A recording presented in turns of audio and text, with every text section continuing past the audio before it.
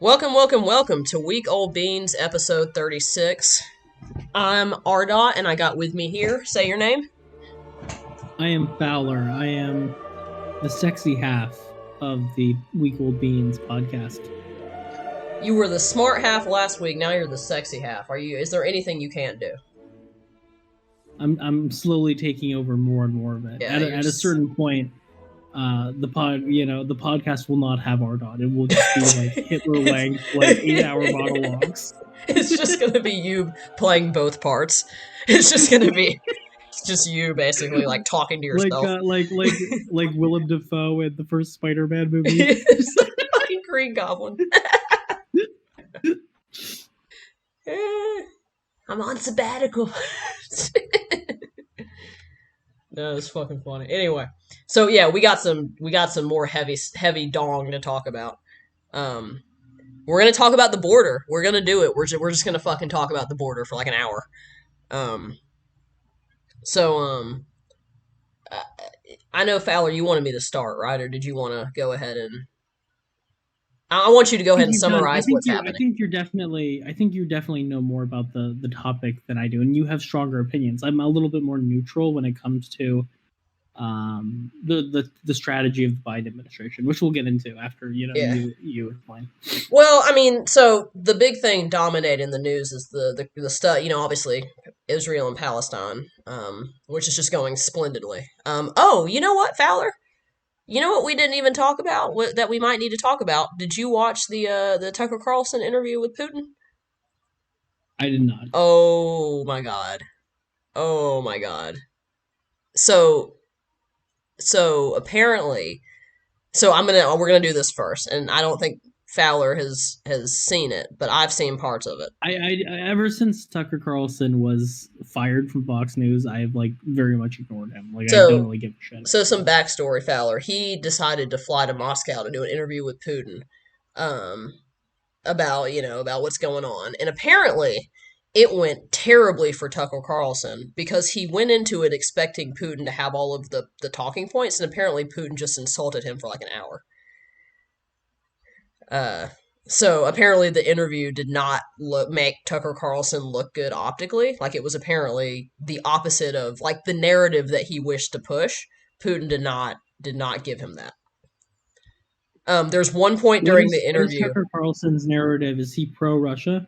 Yeah, like the pro-Russia stuff. But yeah, we'll talk about that next. I'll have Fowler actually watch the interview, and then we can talk about it. Because there's, I think, a lot of meat to get into with that. But putting that aside, back to the border. That's what's been really dominating the news, is the border stuff.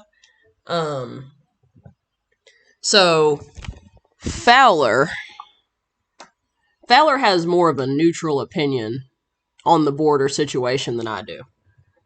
So I want you to summarize your opinion so that we can kind of get it out of the way, and then I'll go ahead and summarize mine. Well, let's discuss. Maybe what we should do first is explain the context, go over the bill itself, and then go over Biden's response, and then we can give our opinions. Okay, so I'll let you do that first part. Explain the backstory. Okay, the Republicans are very fucked because the Congress has been an enormous disaster. The only thing that the Congress has done is they have expelled multiple members of their party from basically leadership and power, literally out of the House through Santos. They've keep threatening to coup their own leadership, and they do not have a vision for anything. Constant infighting, jerking people off at plays, and all that. And then Donald Trump, as the presidential candidate, he has 91 indictments. They got fucking obliterated in the 2022 midterms trying to be homophobic or transphobic. It didn't work, and the economy is actually doing pretty well. So their whole maneuver, given that they have not passed any of their policies and they have no real policy goals, is blowing up the border crisis by backing Abbott and claiming it's an invasion. And so basically the Democrats, and we'll talk about why the Democrats did this, they, have sort of agreed that the border is in crisis, and they basically were backing this very draconian bipartisan immigration bill. Uh, Arda and I both think the bill was horrifying, but they were doing this in an optical sense to make it appear as if they gave a shit about the border. But the Republicans are so fucking incompetent that they, even though they wrote the bipartisan border bill, even though the border bill gives them everything that they want, they killed it anyway because of just how completely ineffectual the National Party is. So yeah, I think that's kind of the lead up. So maybe we should talk about what's in the bill itself. Do you want to do that, Ardot? I'm gonna have you do it because you know actually more about the nitty gritty of the bill, and you're better at giving a linear description of it. So I'm gonna go ahead. I'm gonna let you do that, and then I'll do the next part. So the border bill was backed by like the Border Patrol. It's a very far right sort of bill, and it's kind of an interesting bill. It gives enormous amounts of funding to the Border Patrol. I think Ardot told me earlier that it's more than the Border Patrol's like entire budget, Yeah, right? it's an unbelievable amount of money. Like Um, to border and to mostly to ICE, to the Immigration Customs Enforcement, I think is the acronym. But yeah, it's like an unbelievable amount of fucking money to ICE. but the weird part of the bill, and I'm not sure if this is legal. Like I'm not sure if this is actually constitutional. Is um it gives so the Homeland Security Secretary position, which is a cabinet position that every administration can appoint. So this would give the president basically pretty much unilateral authority over the border. But there's if more than 4,000 migrants try and cross the border, the Homeland Security Secretary can basically just shut the border down and stop all immigration. Let me stop you, Fowler. Let me add something in, It's the Fowler. second part. Oh, let me add something in. Okay. I think this is important. So, a point of contention that the Republicans had was they wanted the number to be 1,000, not 5,000. So, there's a possibility that if this bill passes, which it looks like it's not going to, but if there's a possibility that they revisit this bill and try to pass it, the number is going to not even be 5,000; it'll be 1,000.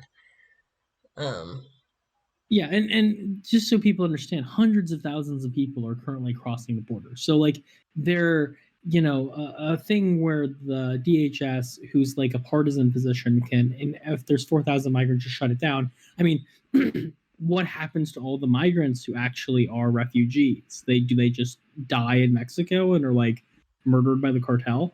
But the other part of the bill that's kind of insane is, if it's more than 4,000 people, the DHS can just shut it down if they want to. If there's more than 5,000 migrants, the DHS has no choice. The border is just shut down automatically. And then also, asylum takes a really long time. And you have to go to court, you have to have judges review your case. Like it's a really long, complicated process. A lot of the refugees don't have paperwork, obviously. Some of them are fleeing countries where their identities aren't really easily verifiable. Or yes, for example, we've damaged our relationship to the countries that they're fleeing from to such a point that we can't get accurate information. So the border bill would take what's usually a year-long process and mandate that basically keeping them in the country or expediting them is like 6 months, which is not possible. Like we would not be able to actually process anyone competently in that time period, given the amount of money and resources that we're using in the border. So the bill, not only would it definitely kill many, many people by blocking them out, but it would also be completely unsustainable, and it would not allow us to actually follow international law and do what we're really obligated to do, which is if people are refugees, if they really are fleeing these situations and have nowhere to go, we as a developed country have an obligation to take them out. And this bill would not allow us to do any of that. Yeah, it's crazy. I mean, regardless of how you feel about the immigration question, because there's some people that argue that we don't have an obligation to take in people. There's some people that believe that we don't have that shouldn't be our obligation, that we shouldn't play, that we're not the, that we don't have a responsibility to the world to take in people, regardless of what your opinion is on that, right? If you're someone that believes that or someone that doesn't believe that, like the bill itself does not make like the situation better for anybody. It's not going to fix the problem because the problem can't be fixed through the type of legislation that's being advocated. It doesn't fix the source of the problem. It doesn't get to the nitty gritty of what the actual issue is, which is, as I said in the last podcast, our destabilization and meddling in a lot of these countries, or just the And even also, not even us, just the people general use situation, right? and Like also it's people we should use our heads in that, like, if they're starving to death, which many of them are, if they have no shelter, which a lot of them are, if they have children that they need to protect, shutting down the border is not going to stop anything. They're not going to like travel thousands of miles through a fucking desert filled with cartel members and absolute poverty to reach the border. And then if we tell them like, oh yeah, well the 5,000 quota thing is over, so we're shutting the border down, they're not going to turn around and go back to Latin America. They're going to do anything they can do to get over the border. They're going to swim through radioactive rivers, which that they have. They're going to try and climb through razor wire and which they razor have. buoys. A Like, good example of this, if for all anybody listening, if you want to see the reality, a really good point of a really good point of reference is currently research Tunisia and how the Tunisian government and the Algerian government have been dealing with, because they're Tunisia, Algeria, a lot of these northern African countries, they're kind of like they're the Texas of Africa. They're the countries that a lot of sub-Saharan African migrants have to cross to try to get to Europe. Um, so look at what's happening in Tunisia, and Algeria and these countries right now, and the way that they're choosing to solve their sort of migrant crisis that they're also going through. And the way they're solving it is they're basically just doing what we're trying to do in the U.S., which is um, just leave them in the desert and have them die. And they are. I mean, there's the last report I read is there are mass deaths occurring in Tunisia, because remember Tunisia, Algeria, right on the Sahara Desert too. So, um, you can just push them out, leave them in the desert, and it'll take care of itself. That's the strategy that Tunisia has taken under the direction and encouragement of the Italian government, because this is a joint effort between Italy and Tunisia. Because many of those sub-Saharan African migrants are trying to get to Greece, trying to get to Italy, et cetera, um, through the Mediterranean, because those are the closest countries of contact to Africa.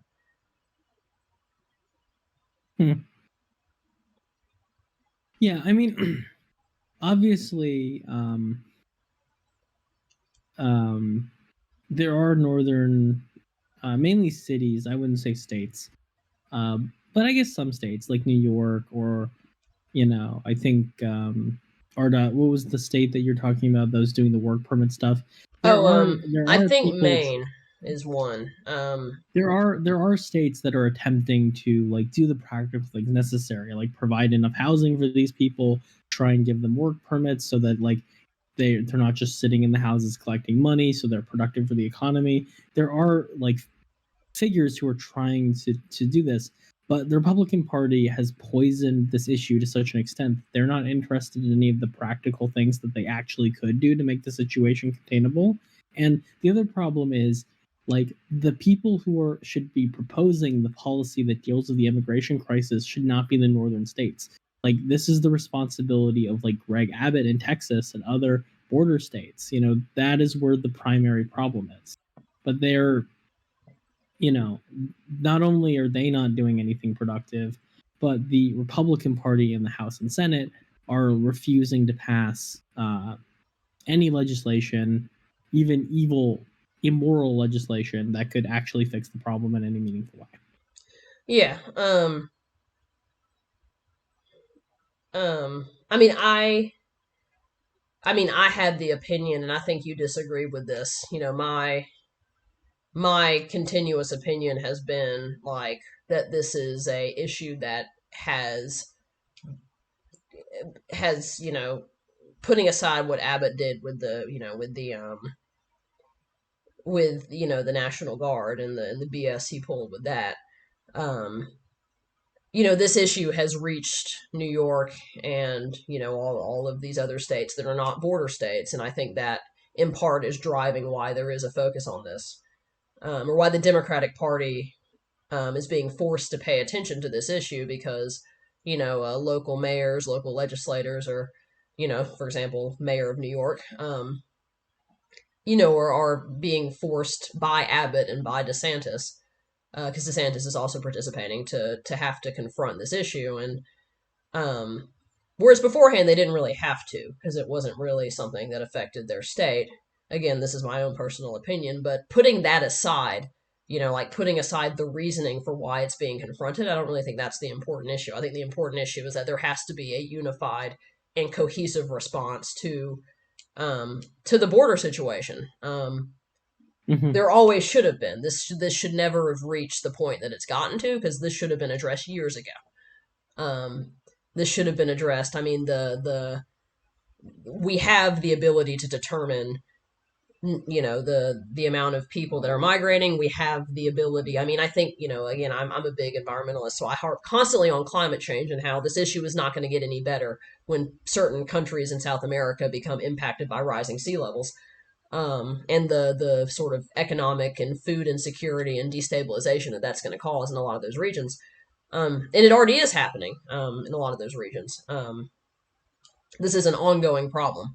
That's only going to get worse and worse, and we can't, like if the response from the government is to be like, we're going to pass this bill that doesn't do anything, like, you know what I mean, that fundamentally just makes the situation worse. It makes the situation more polarizing. It puts people's lives at risk. It doesn't actually address the cause of this problem, which is the destabilization of many of these countries. Like, what the fuck is the point? You know what I mean? Like, or I guess like what like it's race baiting. Yeah, like it's just there's not ever going to be a resolution to this issue. It's just going to be a constant point of political stratification and polarization. Yeah, I think so. Maybe your opinion about the Biden in particular, his and the Democrats' response to the border. Maybe you give your opinion first, because I think you have the stronger opinion, and then I'll give my opinion where I agree with some things, but I'm going to kind of hedge a little bit. Okay, like hedge over what I said, or just hedge over the response from the Biden administration? I know you're very against the Biden response. I'm mixed. There are parts of the Biden response that I think were unacceptable. There are other parts of the response that I think you're much more negative to, that I think are like, I don't think they're that bad strategy wise, particularly given Biden's position on the border anyway. Okay, well let's let's talk about that. Let's talk about, so maybe I'll let you go first, and then I can harp on the points that you say that I disagree with. Okay. So we kind of talked about, like, I think last week, about how Greg Abbott and the Republicans are making the border crisis, and they're blaming Biden for not doing anything. And so by the way Biden has responded, and the Democrats too, Chuck Schumer has been echoing this, the Senate Majority Leader, is, for the Democrats obviously, is basically Biden has agreed, and the Democrat leadership has done this too. They've agreed that the border is a crisis, and Biden basically said, like, I will, like, if there's a bipartisan bill that passes through the House and the Senate, like, I will basically sign that bill. And obviously, the Republicans killed their own bill, and so, I think I'm totally against. If they had actually put the bill on Biden's desk, I think Biden, like, signing the bill would have been, like, completely immoral. It would be another massive blot on his legacy, along with the war in Gaza. But I think there was a lot of signaling in the press, and I also am not happy about him invoking the kind of racist Abbott like terminology of calling the border an invasion. Yes, that But was I think, mostly. I don't know if you saw this feller, but that was Al Sharpton that said that. Like Al Sharpton, word for word, basically said that it's an invasion. Um, hmm, I he didn't see that. went We'll on. have to Yeah, talk it about was that. Al Sharpton. I mean, Al Sharpton is like I don't even know what he does anymore. Not to be a dick. I don't really know what his political purpose is because he's been utterly useless for most things. But he went on. I think it was NBC and Parrot basically said word for word that it's an invasion, that we're being invaded, yada yada. I don't know if Yeah, I Biden didn't see said that. that We'll have specifically, to but I we'll have know to Al talk Sharpton about definitely that. did. Al Sharpton has never been, I think, one of the better civil rights leaders in our time period. Like the one that I really like is actually his contemporary Jesse Jackson, who I think is way more on the ball, way more progressive on non-race issues in particular. But anyways, But the so broader you know, I Democratic, like you said, the broader Democratic response has been to basically affirm everything Abbott is saying. yeah, and I think that's a mistake. But the part that I disagree with Ardot about is like I don't think it was necessarily bad on an optical move for him to claim he was going to sign the bill because it was pretty clear by the time Biden did say he was going to sign the bill that Mike Johnson, the House Speaker and the Republican leader, was going to murder the bill. Like he basically said so explicitly. And I think that it does make the Republicans look incredibly fucking stupid and incompetent that if they kill their own bill. And I think Biden, by claiming he was going to back the bill when he knew the bill was going to die anyway, I think it allows him in the election to be like, I'm a reasonable guy. Like, I'm not a crazy like leftist. Like, look, I was willing to deal with the border crisis. I was willing to listen to the Republicans, and I was willing to try and make the country a better place. And it was not me who killed the bill. And I think that could be effective rhetoric, not just for Biden, but also for other Democrats who are running in purple or red states as a way of like maybe keeping the Senate and maybe taking the House. So Yeah. anyway, that's my opinion. So I looking at it, taking a step back and looking at this, what the broader strategy, right? Looking Do you at mean Biden's strategy? Yeah, looking at Biden's broader the Democratic broader strategy. Um, I I'll concede that point. I'll concede the point that like if the bill was going to die anyway, and it was going to be killed by the Republican Party, that Biden saying like I would have signed it, but look at these meddling stupid Republicans. That could be a rhetorical strategy, or not a working strategy. Um, And just really quick, Ardot, before you continue, it's important to note that Biden doesn't really give a shit about the border. Like Biden and Obama are not like massively progressive on the border issue. Like Biden's good on environmentalism, Biden's good on labor, Biden's good on infrastructure. Biden doesn't give a shit about the border. And um so like I don't think Biden loses anything in terms of his actual goals in this. You know what I mean? And I think that this really places him in the perfect position because it means that he doesn't have to make a move on the border. He's not strongly kind of attuned to the border anyway, so it doesn't matter to him. And also allowing the Republicans to kill the border, but backing this like doomed bill.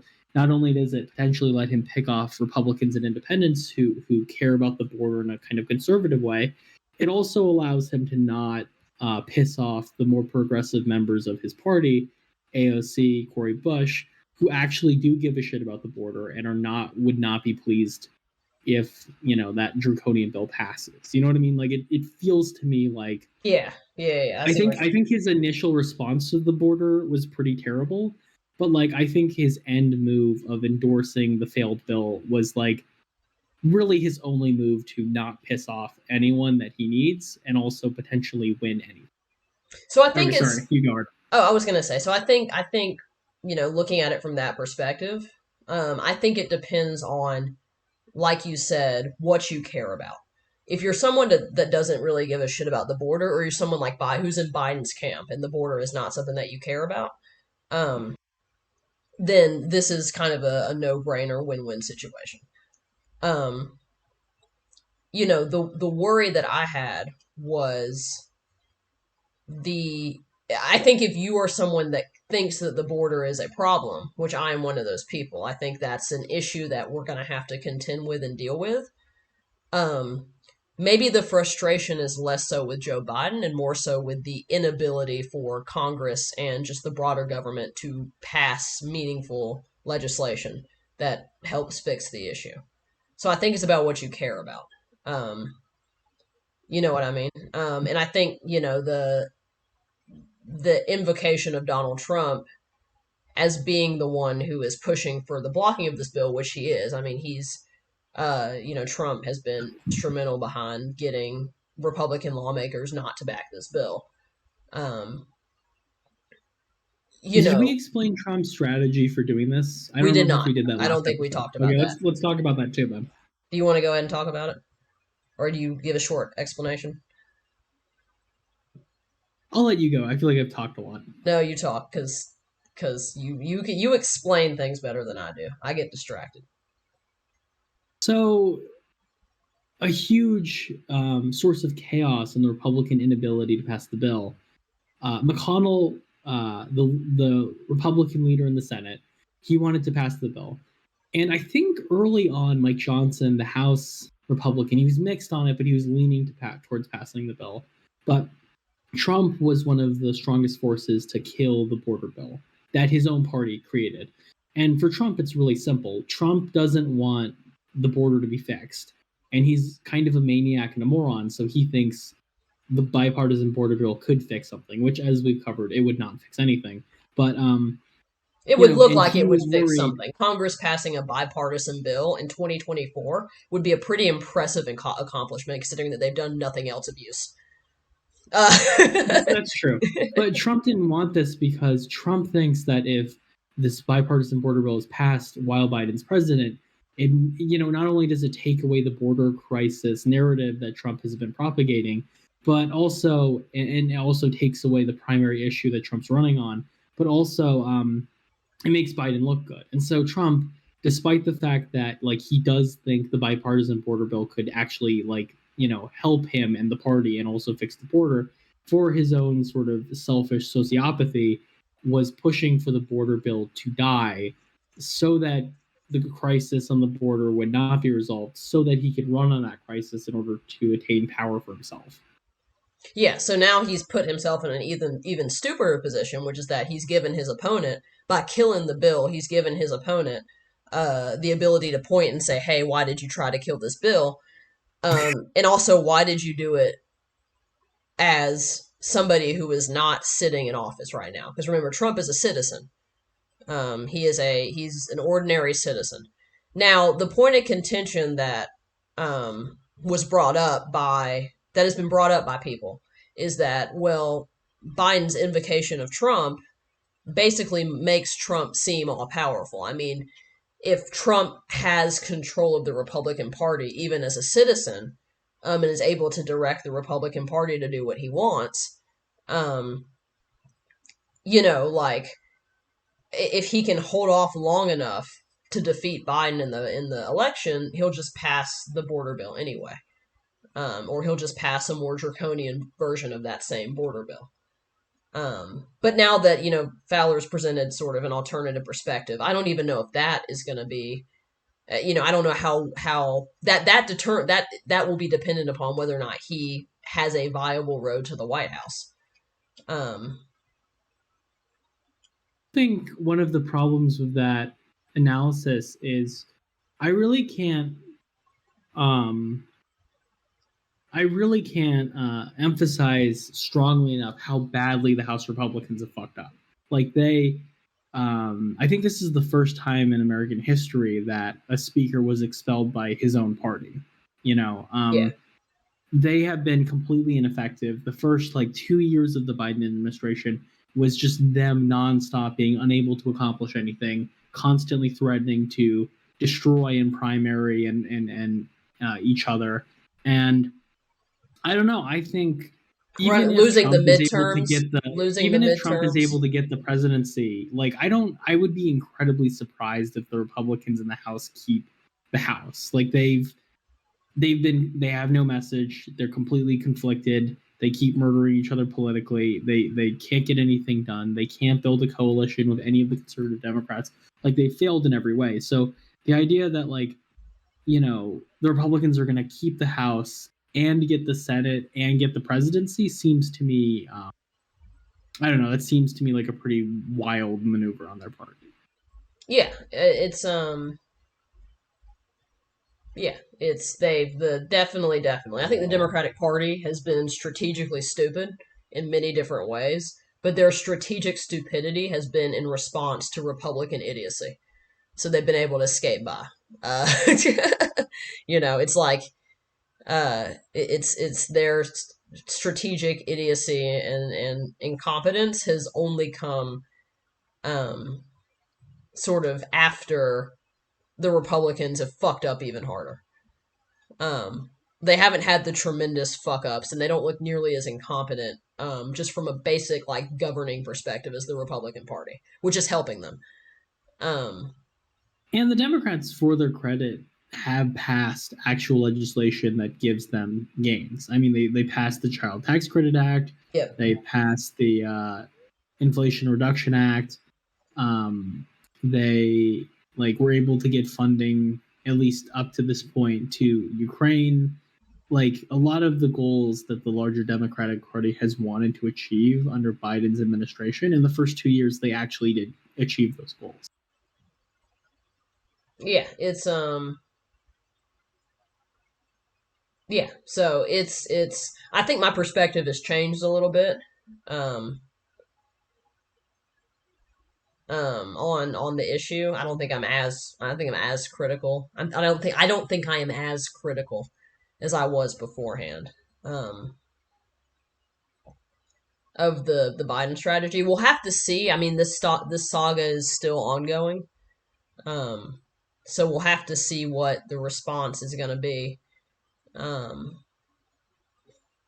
because this is still ongoing. Yeah. Oh, fuck. Yeah. It's.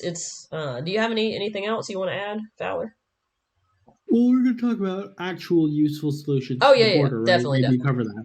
Yeah, so, obviously we've acknowledged that the border situation is a situation, and there should be some sort of something put in place to solve that problem. And that's where I usually put my outrage and focus, because, as I said before, it's a very tragic situation, all in all. And to Obviously, be clear, there are no nationally important figures who have like a good solution for the yeah. border. Well, because So it's it would require acknowledging elements of the U.S. system that the sort of quote unquote establishment will never actually like acknowledge.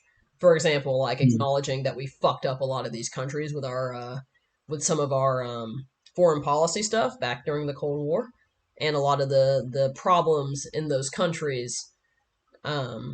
The some of the problems that are happening in those countries are a direct result of our meddling.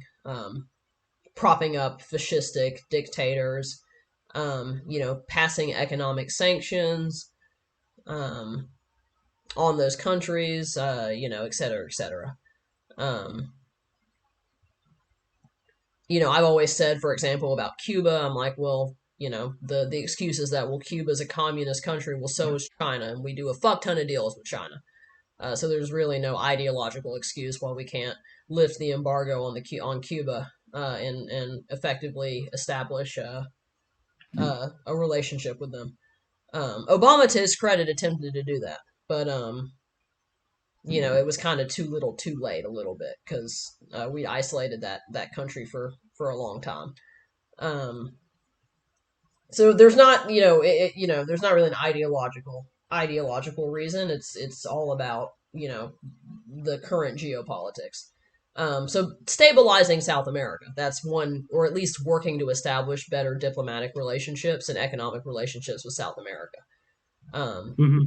Non-exploitive relationships, so not corporations going down there to do stuff, but actual mutual economic economic collaboration, um, collaboration to fix the cartel problem.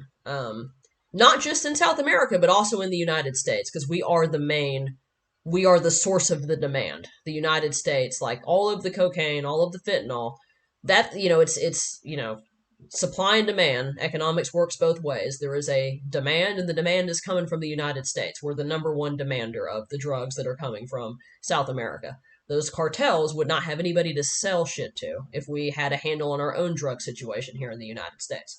So there's an internal, an internal, there's internal work that has to be done, as well. That's going to affect the external. But there are also practical things that we could fund that are more useful than like Homeland Security or Border Patrol. Like a Absolutely. huge thing is having more funding to the courts and having more judges down there so they Absolutely. can process things We more don't have quickly. enough. There's We don't have enough judges, and we don't have enough.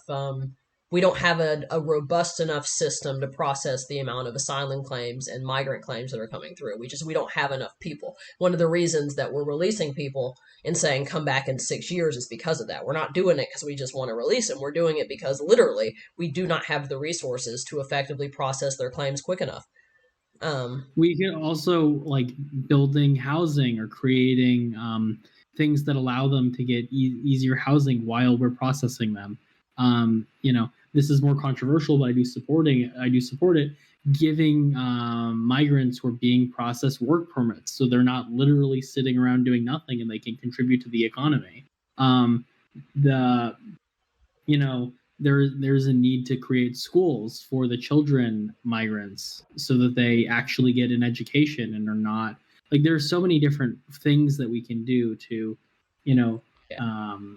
to basically make the processing faster, make the processing more efficient, and make the processing in the interim more humane. Yeah, it's an optically difficult thing to sell. I mean, I don't disagree with the critique that the US is currently in a situation where we can barely keep our own schools afloat. I think the issue is that I think maybe this sort of thing 50 years ago would not have been that big of a deal because um we would have had sort of the necessary functions to be able to process these people, but it's difficult to sell optically to your constituents because many of your, if you live in any place, everywhere in the U.S. right now, if you're someone that's fresh out of college, the prospects of you being able to afford a home is basically zilch. I mean, I think I read this a couple months ago. There's not a single place in the United States right now where you can work a just regular minimum wage job and afford to live. It's not possible. So we're currently also struggling with internal problems that are making it even more difficult for sort of the average American citizen to feel like, they're getting a piece of the American dream, much less allowing people from other countries to get a piece of that American dream too. Um, so I think, these internal issues, it's not just about fixing external problems and fixing the overall system. It's also about fixing our own internal inadequacies that are not allowing us to effectively address these problems. And it's an optically Yeah, difficult thing to sell to your constituents if you are like a legislator and you're faced with this problem. um I mean, I think it was Maine where I read that they're going to build housing for migrants and let them live there free, essentially free of charge on the taxpayer's dime. And I don't disagree that it is frustrating for somebody who is struggling in Maine to look at that and go, well, hey, wait a minute, I'm not getting free shit. I'm a U.S. citizen. But that is the like there's really no other option. I mean, and or the options are limited if you're trying to fix something like that. And it is unfair and it is shitty, but I think it should motivate people to want to fix our immigration system and fix the border system in a way that's going to be fair for everybody involved. it's counterintuitive, but a lot of the research that we've done into like criminality, for example, indicates the strongest correlation for criminality is poverty. And like this is why the war on crime doesn't work as like a long-term policy is like if you don't solve the real problem that causes people to engage in criminal activity, which is poverty, which is unemployment, which is a lack of education, if you do not raise people's living standards, they will resort to crime. And so, it's the same thing of the border situation of like the migrants coming across the border themselves are very much a symptom of a larger problem. And if we do not Exactly. address those larger problems, we will not fix the situation in any meaningful way. Yeah, and I think a reckoning. You know what I mean? Like I don't know. You know, the institutions that sort of caused a lot of that caused this crisis are the same institutions we have to use to fix it. Um, but like, oh God, I was gonna say something else, but I forgot. Like, on the same topic of um on that same topic, it's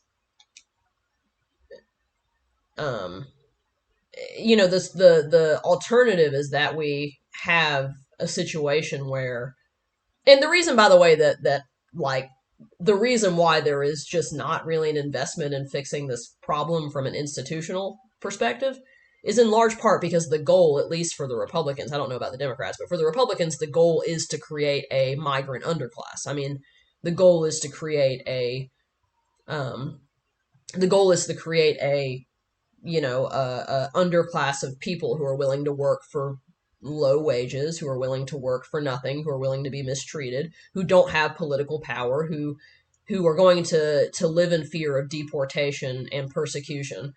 Um, that's the goal. Like the not fixing this issue and not addressing the issue create is going to create that underclass. And one of the things that we've not really talked a lot about automation on the podcast, but one of the things that I worry about is, okay, well, we're slowly starting to automate many industries. I mean, what happens when we've automated to the point that like a lot of the jobs that these migrants would be doing or historically have been doing, such as farming and other agricultural jobs, when we automate that away, well, what do these people do? Just like what do a lot of Americans do? And that's a separate issue. But like, when automation hits and we do start to, uh, you know, push out other, or not push out, but we start to automate other professions, you know, like that's going to cause an even bigger problem uh, if we don't get this situation under control. You know what I mean? Because the historical sort of precedent, that's existed in the United States is no longer going to be a viable solution, or, a viable sort of alternative, like a third space. Yeah, it'll be definitely interesting to see. I haven't really studied immigration historically, but I mean, um, the United States has always had waves and waves of immigrants. I know on the East Coast it was, obviously Germans, and then Italians, and the Irish, and the Jews, and then there's been the Great Migrations, mainly north by African Americans. There's been the Asian immigration through mainly California of the Chinese, the Koreans, the Japanese.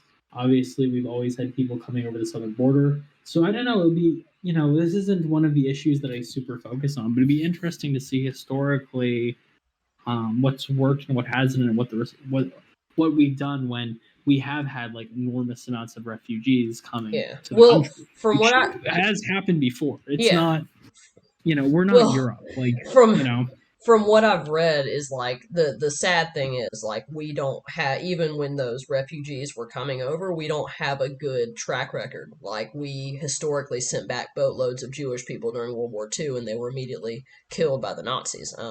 We've historically not treated our immigrant population. Every immigrant population we've had has been treated with some sort of disdain or has been pushed back against. I mean, we had the Chinese Exclusion Act. For the longest time up until the 1920s, to be a U.S. citizen, you had to be of African descent or of European descent. Um, Historically, we've never really had a positive, robust, effective immigration system. The difference is that like historically, we've had Ellis Island, right? We've had Angel Island and Ellis Island. We've had sort of a streamlined way of making sure that we process immigrants properly. Um, and before the invention of the airplane, if you wanted to get from, Europe or Asia to South America, you had to go by boat, and that was very expensive and very dangerous and very difficult.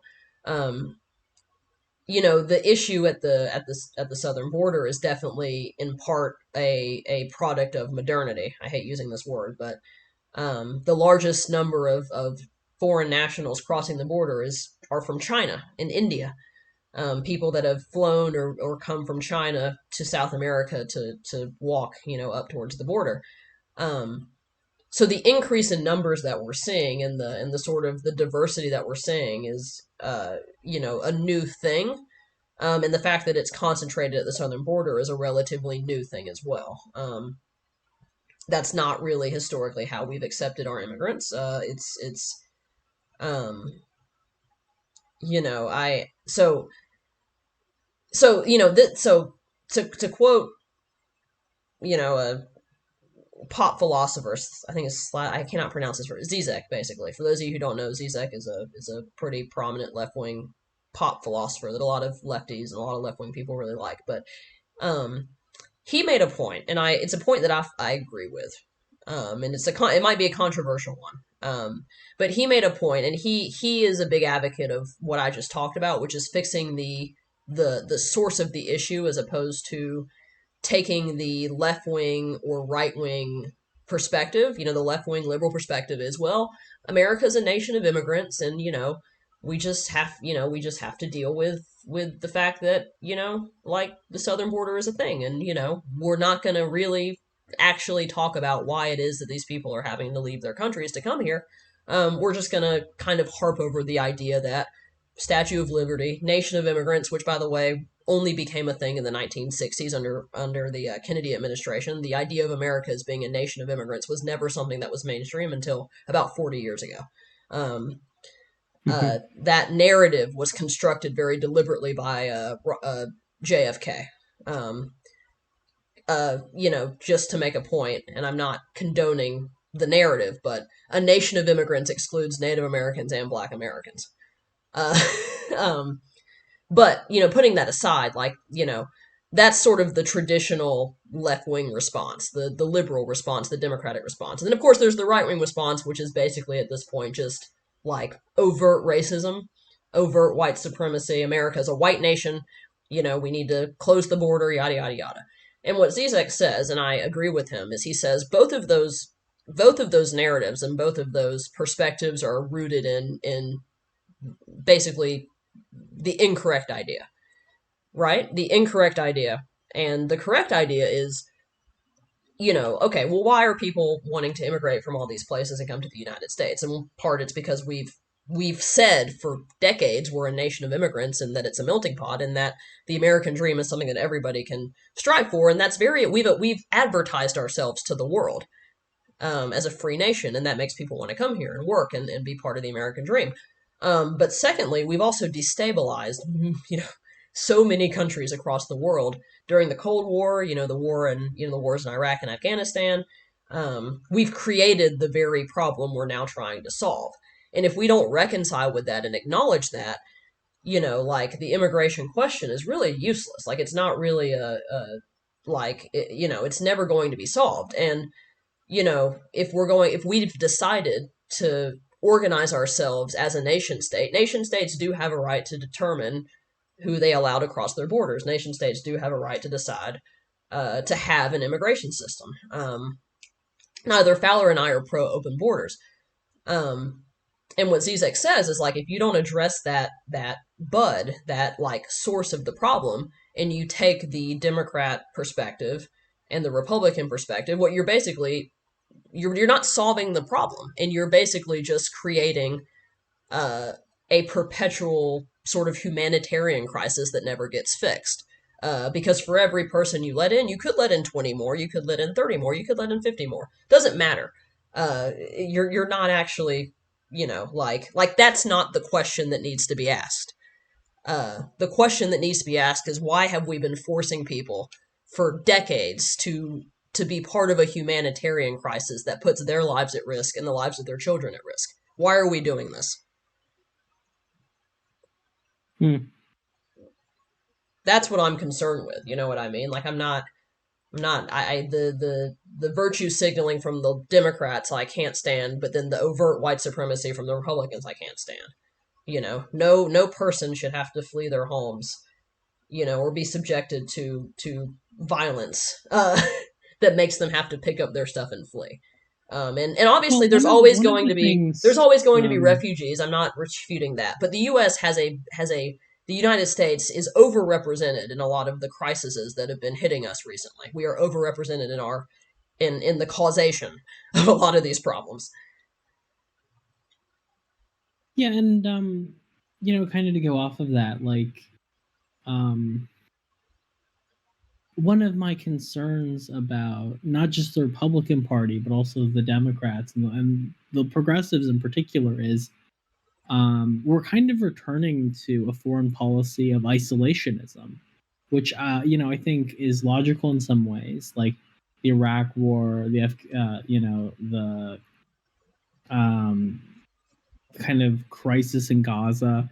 Like, in our lifetimes, in our dot and my lifetimes, like, not only has our foreign policy been morally wrong and horrific, but it's also been wildly ineffectual. The United States has not like been building power for itself or been able to meaningfully control the world around us. And so I think a lot of Americans, even progressive Americans, are turning increasingly to isolationism of either like we can't control the outside world, so why even bother? Or like, why should we give a fuck? And I think that's really dangerous because, um, not only are there problems that do affect us in like a globalized society, like global warming, like, the stability of Europe and South America, obviously affecting us economically, politically, culturally, but I think also like it was that isolationism, that cynicism that allowed like Hitler and Mussolini to take power and ravage Europe.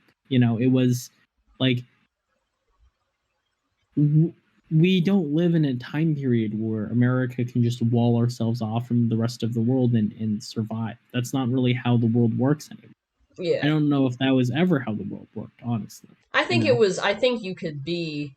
I think you could be like I think it was easier, but I think in the era of globalization, it's just, you know, it's just a lot harder to do that.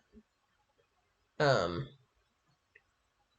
in the era of rapid technology, in the era of TikTok, where you can disseminate information to millions, potentially billions of people, I think it's just not the way the world works anymore. You know what I mean?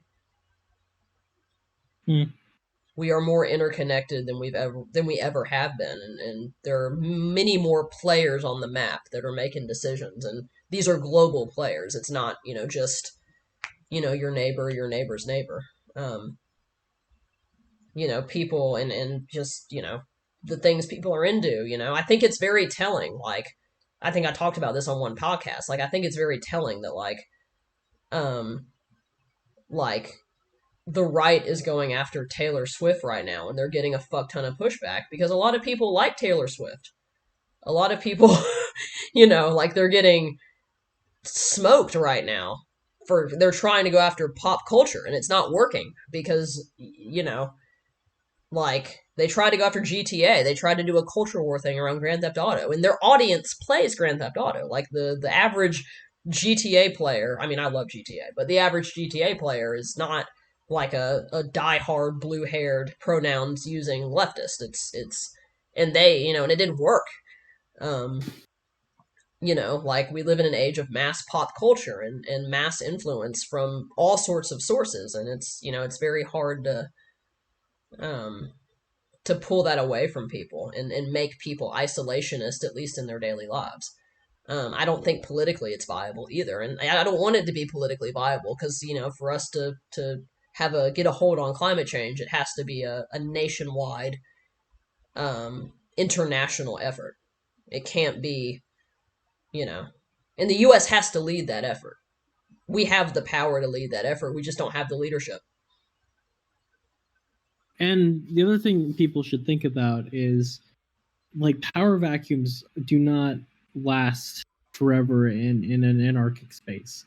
If the United States does not take a leadership role on the world stage, The other superpower is China, a totalitarian dictatorship with a history of genocide, with a history of creating the largest secret police and mass surveillance apparatus in the history of mankind, and a country that is repeatedly attacking and invading its neighbors. They will be the ones who determine the course of the planet's history, and I don't think anyone wants that. No. um. So yeah, we're at 50 minutes, 55 minutes. So I think we should go ahead and wrap up. Not to end Okay, on a somber note, but um. Yeah. Anything else to say, Fowler? I think that's it. Well, I don't have anything else to say besides thank you guys so much for watching, and I will see y'all. We will see y'all in the next video.